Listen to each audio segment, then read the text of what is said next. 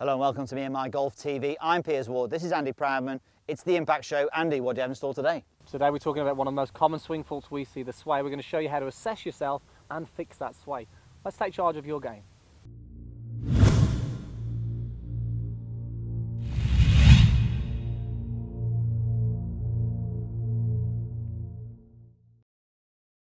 So welcome to this week's Impact Show. We're at the Asprey and we're answering your questions to help you create more impact in your game. We sure are. Please get involved today. Go to Facebook, Instagram and Twitter using the hashtag Impact Show. Post your questions. Let's make 2016 your best ever golfing year. The season's just starting, Andy. The Masters has just finished.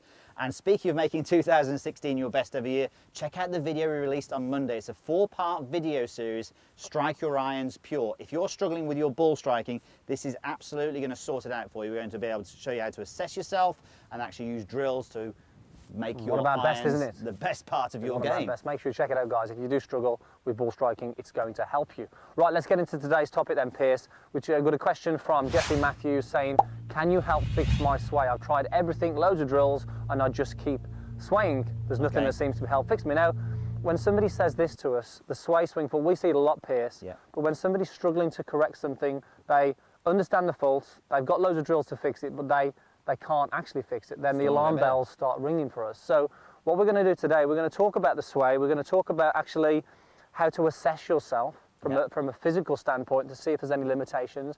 Then we're going to talk about how we can maybe work around that and then give you some drills to work on actually training that sway as well, really. So Piers, let's talk about the sway first of all. Okay, sway is a low body swing fault. Okay, it's basically, let's just move that around, that's the club there. It's basically when the lower body moves excessively away from the target in the backswing. Okay, so what we are after is to have a wind up of the body where the lower body stays stable. And you can see when I get to the top of my backswing now, I'm primed and I'm ready to move towards the target. When I do sway like this, you're not very primed to move back towards the target, and often when there's a physical limitation, it can stop that wind up, as we were saying. And it causes a few issues in terms of the ball striking, the direction, power, you know, so it has quite a number of effects on the golf ball. But let's talk about actually what we're looking to achieve in terms of what the body should be doing in that backswing, Piers. Okay, so what we need is, as we said there before, we need to feel as though we get a good wind up in the lower body into a stable right side. Now, in order to be able to do this, you've got to have the internal hip rotation has got to be good. Okay, so you've got to have the mobility in that right hip internally to be able to wind up into a position like that.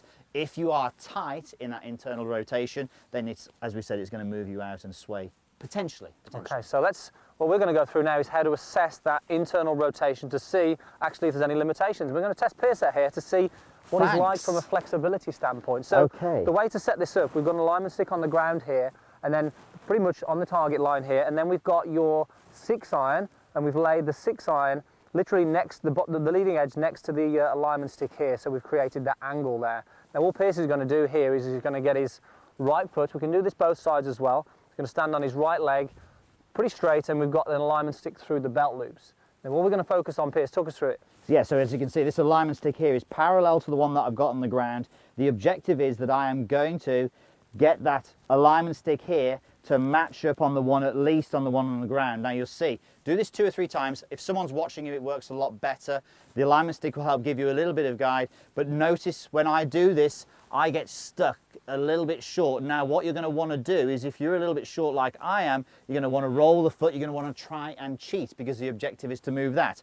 Just go as far as you can go. If I get really loosened up, I know that I can get them just about matching, but I am tight in that right hip and I have been for 15 years, so it is tough for me. So the idea in terms of a good range of motion is ideally we'd like to see the alignment stick match this shaft on the floor. If you are short of that, then we would class that as having a limitation. Now let's say someone's only goes halfway, Piers, then it's going to be very, very difficult for them in the backswing to actually turn into this trail hip. So first of all, assess yourself. If you can get to the alignment stick here, if you can get to the shaft matching, then you've got a great internal hip rotation. Then it's more of a maybe just working on trying to fix the sway. Working on the technique, but from the sounds of things, this is not a technique problem, it's actually a physical limitation. That's why we wanted to do this. So Jeff, if you do this and you're finding that you're short, then we're going to say that, look, you're limited. So what we're going to do now is actually show you how you can work around that limitation. To start with, if you want to go and get physically assessed and have a bit of a flexibility program, that's great, but we're going to talk about working around the problem, Piers. I'll give you that one there because you're going to need that one in a moment. That back. Okay, so there's a couple of ways that you can do this. So when you take your setup, we've all seen, well, I say we've all seen, a lot of people have seen Ben Hogan's book talking about the right foot getting it square on 90 degrees to your target line. That is absolutely what we don't want if you're limited in mobility here.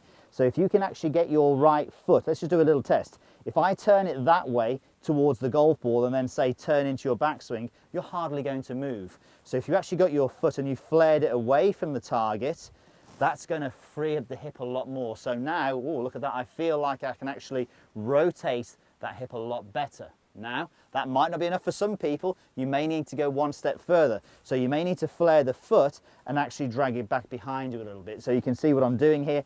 I'm already sort of closing and turning, preset turning the hips already. So it just makes it a lot easier to get into this wound up position at the top. So this is how you'd cope with that limitation. Exactly, so flaring the foot out, opening up the hip joint, and like I say, even then just dropping the foot back will just work around that. So again, if you are limited, this is going to help you sort of wind up into that backswing. But then what we're still going to do is actually, just by opening the foot out isn't going to necessarily stop the sway. We need to train a better pattern as well. So this is what we're going to do now, Pierce. If you take your setup, I'm going to place an alignment stick literally just outside Pierce's right heel here. So he's got hardly any space here from the alignment stick.